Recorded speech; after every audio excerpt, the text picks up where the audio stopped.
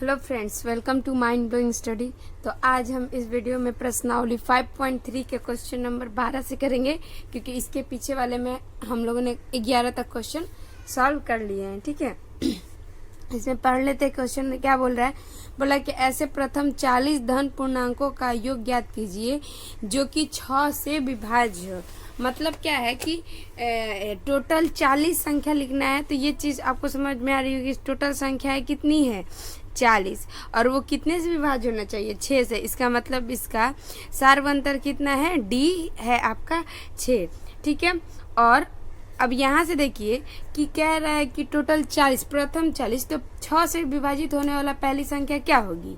तो आप बोलेंगे 6, क्योंकि 1 से लेकर अगर हम टोटल संख्या लिखते जाएंगे 6 से विभाजित होने वाला, टोटल हमें 40 चुन के लिखने हैं। तो पहला तो हमारा ए ही होगा। ठीक है, तो ए कितना हो जाएगा 6, और ए एन निकालने के लिए हम क्या करेंगे कि 6 से 40 में गुणा कर देंगे। तो ये हमारा क्या हो जाएगा, जैसे कि 6 पहला क्या होगा 6, दूसरा 12, तीसरा 18, तो तीसरा क्या होता है 18, तो डायरेक्ट पूछेंगे चौथा क्या होगा तो 24। यानी 4 में अगर हम कितना से गुणा कर देंगे 18 से, तो वो कितना आ जाएगा, जितनी भी संख्या 4 में अगर हम 18 से करेंगे तो 18 चौका 4 नहीं 6 से, तो पहला क्या हो जाएगा 6, दूसरा क्या हो जाएगा 12, तीसरा क्या हो जाएगा 18, चौथा क्या हो जाएगा, तो 6 में 4 से गुणा कर लीजिए तो हो जाएगा 24। तो ऐसे करते करते क्या हो जाएगा, बढ़ जाएगा। तो 40वां क्या हो जाएगा, तो 40 में 6 से गुणा करिए यानी कि 240 आ गया। ठीक है, अब यहाँ पे क्या पूछ रहा है, इन सब का योग पूछ रहा है, यानी कि SN पूछ रहा है।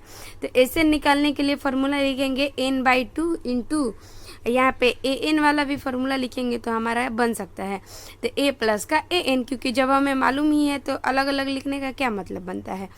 N कितना है 40 बटे में कितना 2, A कितना है 6 और AN कितना है 240।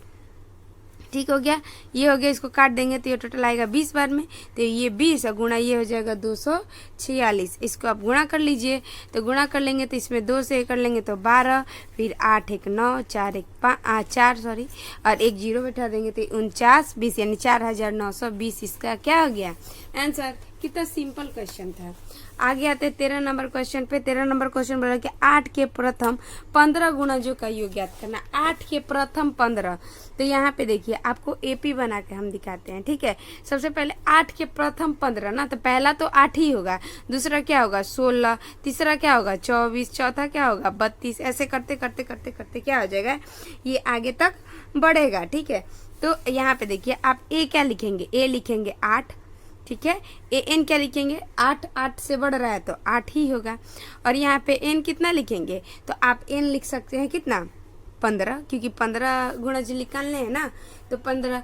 और यहाँ पे आप AN भी चाहेंगे तो क्या कर सकते हैं, निकाल सकते हैं AN, लेकिन अब इतना ही पे हमारा क्या हो सकता है, ये सॉल्व हो जाएगा। तो SN बराबर N बटे में 2 इंटू 2A प्लस का N-1 D, ये चीज हो गया। N कितना है तो 15 बटे में 2 इंटू A है 8 प्लस N है 15 -1, D कितना है तो 8 है।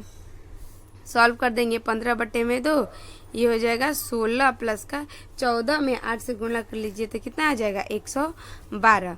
अब यहाँ पे 15 बटे में 2 गुणा जोड़ लीजिए तो ये हो जाएगा 8 2 128। ये हो गया।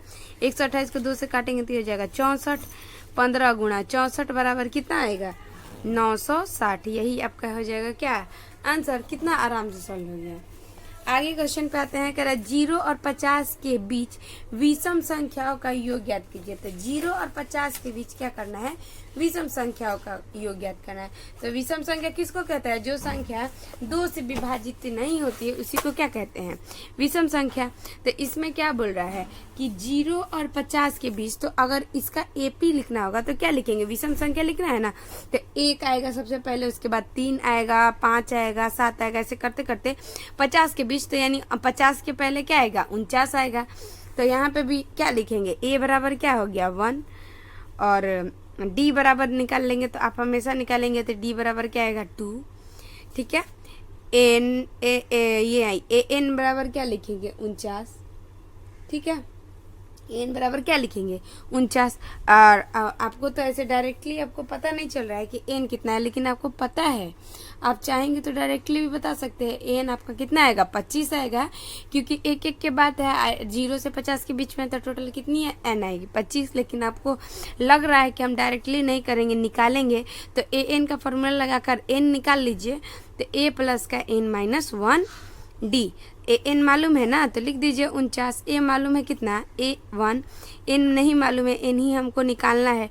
डी कितना है 2, और यहाँ पे इसको ले आएंगे माइनस में आएगा तो ये हो जाएगा 48, और ये वाला गुणा है तो इधर आएगा तो क्या होगा भाग में माइनस का 1। अब इसको देख लीजिए तो ये कटेगा 24 बार में, और ये माइनस में है तो इधर आएगा तो प्लस में बराबर एन। तो इसलिए एन बराबर क्या आ जाएगा, एन बराबर आप 25। यहाँ डायरेक्टली भी आप 25 लिख सकते थे, अगर नहीं लिखना है तो आप बना लीजिए। इन्हीं का योग निकालना था। एस एन बराबर एन बटे में 2 इंटू ए प्लस का ए एन वाला फॉर्मूला लगाइए, क्योंकि अब इसको क्या करना, अब फिर से सॉल्व करने का क्या मतलब बनता है, जब आपको यहीं से सॉल्व हो जा रहा है। तो 25 बटे में 2, ए कितना है 1 और ए एन कितना है 49 हो गया। फिर 25 बटे में 2 गुणा कितना 50, 2 बार में जाएगा 25 बार में, 25 में 25 से गुणा करेंगे तो कितना आ जाएगा 625। यही इसका क्या हो गया आंसर। कितना सिंपल बन गया, सिंपल से।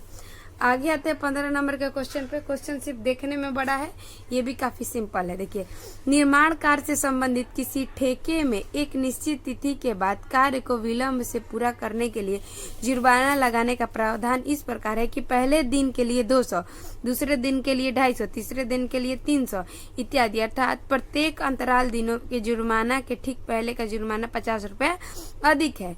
एक ठेकेदार को जुर्म के रूप में कितने राशि अदा करनी होगी, उसने अगर कार्य में कितने दिन विलंब किया है तो 30 दिन विलंब किया है। ठीक है, तो यहाँ पे देखिए, अगर इसका एपी हम लिखने जाएंगे तो पहला दिन जुर्माना कितना लग रहा है तो 200, फिर अगले दिन कितना लग रहा है 250, फिर अगले दिन कितना लग रहा है 300। ऐसे करते करते ये आगे बढ़ेगा। तो आप इसमें ए क्या लिखेंगे, पहले दिन कितना लगा है 200, तो ए बराबर इसका तो क्या हो गया डी, सॉरी 200, और डी बराबर क्या होगा तो 250 माइनस का 200 करेंगे तो ये टोटल आ जाएगा कितना 50। वैसे भी क्वेश्चन में भी बोल रखा है कि कितना बढ़ रहा है 50 बढ़ रहा है। ठीक है, और यहाँ पे वो आदमी कितना दिन लेट किया है तो 30 दिन। तो एन बराबर क्या हो जाएगा 30। अब एस एन निकाल लीजिए आराम से। एस एन बराबर एन बटे में 2 इंटू 2a प्लस का एन माइनस 1 डी। अब देख लीजिए एन कितना है 30 बटे में कितना 2, और यहाँ पे देखिए 2 गुणा ए कितना है 200 प्लस का एन मालूम है 30 माइनस 1, और गुणा कितना है 50 हो गया। इसको काटना है तो काट लीजिए, 15 बार में जाएगा, यहाँ पे आ जाएगा ये 400 प्लस का 29, और गुणा 50 करेंगे 29 गुणा 50। अब यहाँ पे 15 और यहाँ पे आ जाएगा कितना 400 और प्लस का कितना तो 29 में 50 से गुणा कर लीजिए तो ये आ जाएगा कितना 1450, यही आएगा इसका। ठीक है, फिर 15 में गुणा करेंगे हम कितना 500, सॉरी 400 इसमें जोड़ लीजिए तो 0581 यानी 1850 ये आ गया। अब इसको गुणा कर लेंगे तो ये आ जाएगा 27750, यही इसका क्या हो गया आंसर हो गया, बन गया आराम से। आगे वाले क्वेश्चन पे आते हैं 16 नंबर। कह रहा है किसी स्कूल के विद्यार्थी को उसके समग्र शैक्षिक प्रदर्शन के लिए 7 नगद पुरस्कार देने के लिए 700 राशि रखी गई है।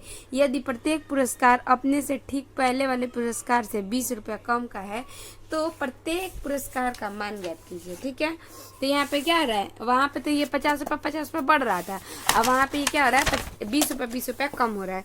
तो 16 नंबर का क्वेश्चन, सबसे पहले तो डी ही लिख लेते हैं। डी कितना है माइनस का कितना 20, क्योंकि घट रहा है ना, और एन कितना था 7 दिन में देना था ना, तो एन बराबर हम लिखेंगे कितना 7, और एस एन यानी टोटल योग टोटल जोड़ जाड़ के कितना उन लोगों को देना है 700। क्वेश्चन में क्या पूछा है कि प्रत्येक पुरस्कार का मान ज्ञात कीजिए। ठीक है, तो प्रत्येक पुरस्कार का मान ज्ञात करना है तो ए निकालिए A1 A2 A3 ऐसे करके आपको निकालना होगा। तो एस एन बराबर सबसे पहले हम लिखेंगे फॉर्मूला एन बटा में 2 इंटू 2a प्लस का n minus 1 d. S n कितना है 700, एन है 7 बटे में 2, 2 इंटू ए तो नहीं मालूम है, तो ए का ए ही लिखते हैं, प्लस का n, 7 माइनस 1, डी है माइनस का 20। और यहाँ पे देख लीजिए, तो काटेंगे तो 100 बार में इससे गुणा कर लेंगे तो ये हो जाएगा टोटल 200। ये हो जाएगा 2a, यहाँ पे बचेगा कितना, 6 में से इससे गुणा कर लेंगे तो माइनस का 120 आ जाएगा। फिर यहाँ पे ले लीजिए 200 प्लस का कितना 120 बराबर कितना 2a। ये हो जाएगा 320 बराबर ये क्या हो जाएगा 2a। तो इसलिए a बराबर क्या हो जाएगा 320 बटे में 2 बराबर 160। तो आपको क्या क्या निकालना है, a1 निकालना है, a2 निकालना है, a3 निकालना है, a4 निकालना है, a5 निकालना है, a6 निकालना है और a7 निकालना है। ठीक है, तो a1 तो आपको मालूम चल गया कितना है 160, और a2 क्या है 20 माइनस होगा तो 160 माइनस का 20 यानी कि टोटल कितना हो जाएगा 140।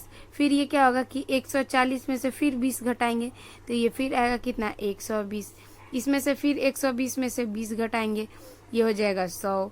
फिर 100 में से घटाएंगे 20 को तो ये हो जाएगा 80। फिर 80 में से 20 को घटाएंगे तो हो जाएगा 60। और फिर 60 में से घटाएंगे 20 को तो ये हो जाएगा कितना तो 40। तो a1 a2 a3 a4 a5 a6 a7 आ ही गया आपका आंसर, यही इसका आंसर हो गया। ठीक है, क्वेश्चन इधर से समाप्त होता है। हाँ 17 तक तो हो गया ना, नहीं 17 नहीं हुआ है, 17 करना है अभी। देखो कह रहा है कि एक स्कूल के विद्यार्थियों ने वायु प्रदूषण कम करने के लिए स्कूल के अंदर और बाहर पेड़ लगाने के बारे में सोचा।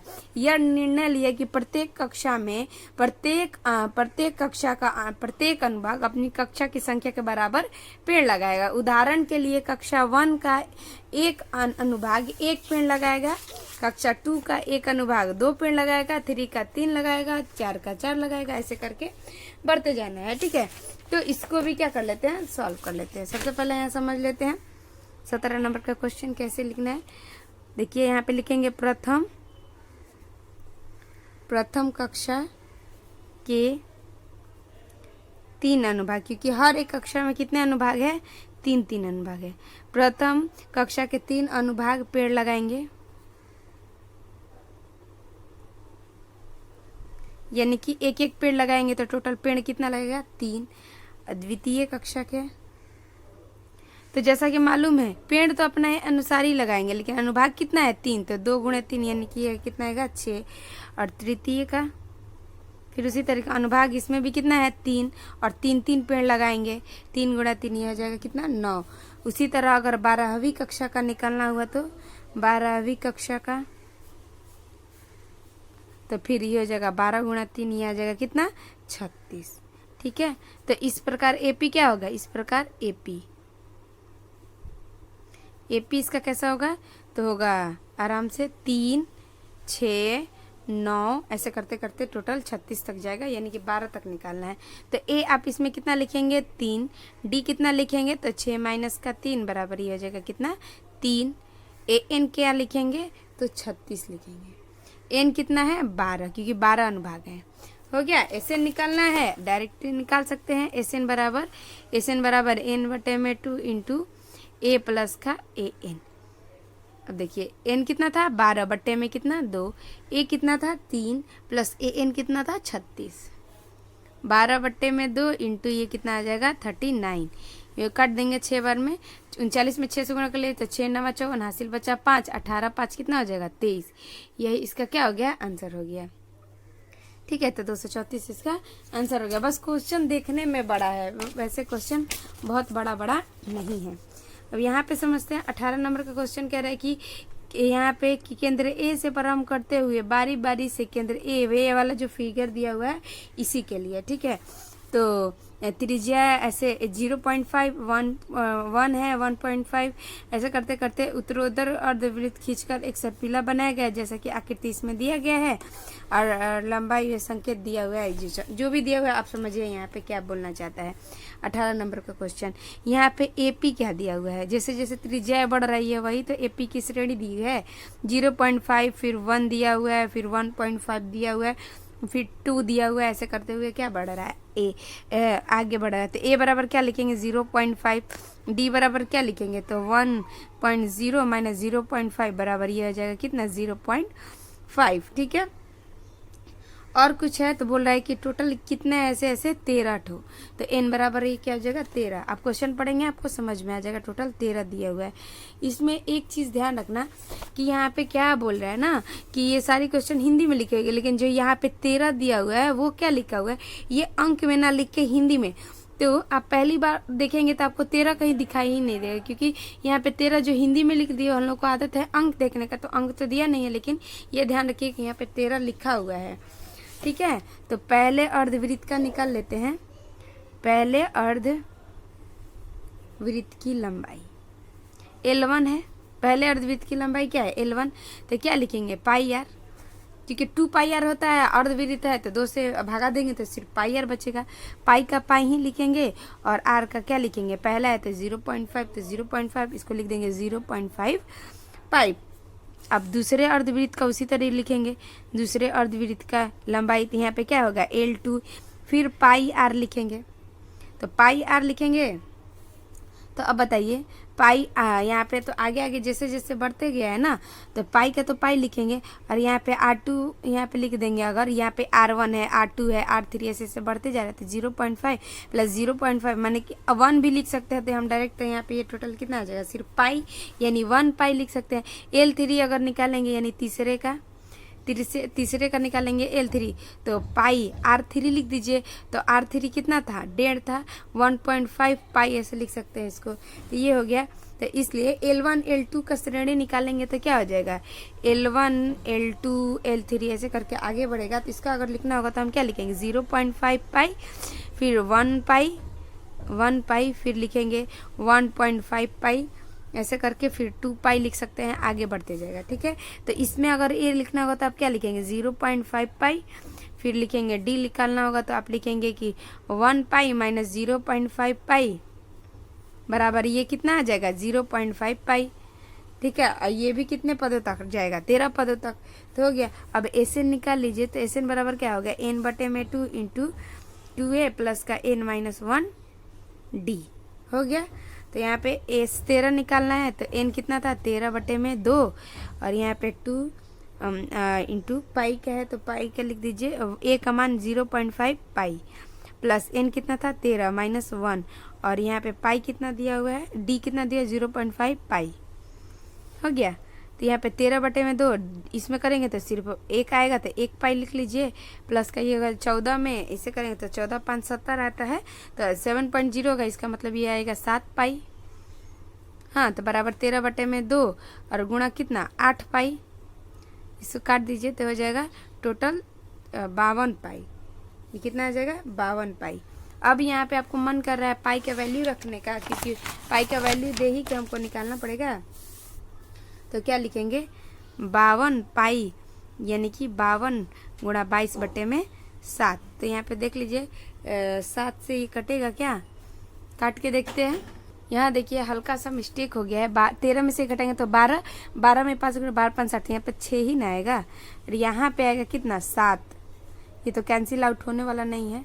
ठीक है, तो यहाँ पे आगे इसको सॉल्व करते हैं, थोड़ा सा गलती हो गया था ना, इसीलिए आगे मिस्टेक हो रहा था। तो यहाँ पे लिखेंगे क्या 13/2 गुणा 7 पाई है, तो 7 और पाई का वैल्यू है 22/7, तो लिख दीजिए 7 से 7 कैंसिल कर दीजिए, इससे इसको कैंसिल कर दीजिए, अब इसको लिख दीजिए, तो ये हो जाएगा 3 4 143, इसका क्या हो जाएगा आंसर बन गया क्वेश्चन। ठीक है, अब आते हैं नेक्स्ट क्वेश्चन पे। 19 नंबर का क्वेश्चन कह रहा है कि 20 लट्ठे की ढेर के रूप में इस प्रकार रखा जाता है कि सबसे नीचे वाली पंक्ति में 20 लट्ठे, अगले में 19 लट्ठे, 18, फिर ऐसे ऐसे घटते हुए ये लट्ठे कितने पंक्ति में रखी जाए। टोटल 200 लट्ठे है, यानी कि एसएन यहाँ पे दिया हुआ कितना 200। 19 नंबर का क्वेश्चन लेते हैं। तो इसका अगर एपी लिखेंगे तो क्या होगा, पहली पंक्ति में कितना 20, अगले में 19, अगले में 18, उसके अगले में 17, ऐसे ऐसे करके करते दिया हुआ है। तो ए क्या लिखेंगे 20, डी क्या लिखेंगे, तो डी लिखेंगे 19 माइनस 20, यानी कि माइनस का 1, क्या लिखेंगे माइनस का 1। ठीक है, एन तो मालूम नहीं है, लेकिन एस एन मालूम है। टोटल कितने में टोटल कितना लट्ठा है 200, अब यहाँ पे एस एन वाला फॉर्मूला लगा के बना दीजिए, एस एन बटे में 2 इंटू 2a प्लस का n माइनस 1d। अब जहाँ आपको समझ नहीं आ रहा है ना, आप हमें बता सकते हैं, क्योंकि ऐसे तो समझ में नहीं आता है। ऑफलाइन जो होता है उसमें तो बच्चे पूछते रहते हैं कि यहाँ कैसे हुआ, यहाँ कैसे हुआ, लेकिन इसमें तो हमें खुद ही समझ नहीं आता कि आप लोगों को क्या समझ में आ रहा है, क्या नहीं समझ में आ रहा है। लेकिन आप हमें कमेंट करके ज़रूर बता सकते हैं। तो d है -1 लिख देते हैं। यहाँ पे देख लीजिए, तो ये टोटल हो जाएगा कितना 400। यहाँ पे n ये हो जाएगा 40 और ये हो जाएगा क्या, यहाँ पे अगर ये हो जाएगा तो माइनस में n और माइनस माइनस का +1 हो गया। फिर यहाँ पे ले लेते हैं 400, ये हो जाएगा, करना चाहेंगे तो कितना हो जाएगा 40, ये 41 हो जाएगा ना, तो 41 n डायरेक्टली कर देते हैं, क्योंकि 40 एक 41 में n से गुणा करते हैं, 41 n माइनस का n स्क्वायर। अब यहाँ पे इसको लिख लीजिए अच्छे से, n स्क्वायर सबको प्लस इधर लेके आ जाइए, तो -41n और ये जगह प्लस का 400 बराबर 0। ठीक हो गया। अब यहाँ पे क्या करना पड़ेगा, इस समीकरण को सॉल्व करना पड़ेगा। तो भाई विवेचक वाला फॉर्मूला लगा लीजिए, अंडर रूट n बराबर क्या होता है, x बराबर होता है, यानी इसमें n है तो n बराबर लिखेंगे -b plus minus under root क्या b स्क्वायर माइनस 4ac बटे में क्या होता है 2a। तो b कितना है -41, एक क्वेश्चन में एक फॉर्मूले में, plus minus under root b कितना है 41 का होल स्क्वायर माइनस 4, a कितना है 1, c कितना है 400। ठीक है, बते में 2 इंटू a कितना है 1। अब यहाँ पर हो जाएगा 41, फिर हो जाएगा प्लस माइनस अंडर रूट 41 का होल स्क्वायर करेंगे तो कितना आएगा, तो आ जाएगा 1681 और यहाँ पे 1600 बटे में कितना आ जाएगा 2। यहाँ पे देख लीजिए, तो ये कितना हो जाएगा 41, यहाँ पे एक बार प्लस में लिखिए तो 81 का 9 आएगा बटे में यहाँ पे 2, और फिर एक बार आएगा 41 माइनस का 9 बटे में कितना 2। 41 है, हाँ। अब 41 में से 9 जोड़ देंगे, 41 में 9 जोड़ेंगे तो कितना आ जाएगा 50 बटे में 2, और 41 में से अगर 9 घटाएंगे तो हो जाएगा 32 बटे में 2। तो एगो आ जाएगा 25, एक तो आ जाएगा कितना 16।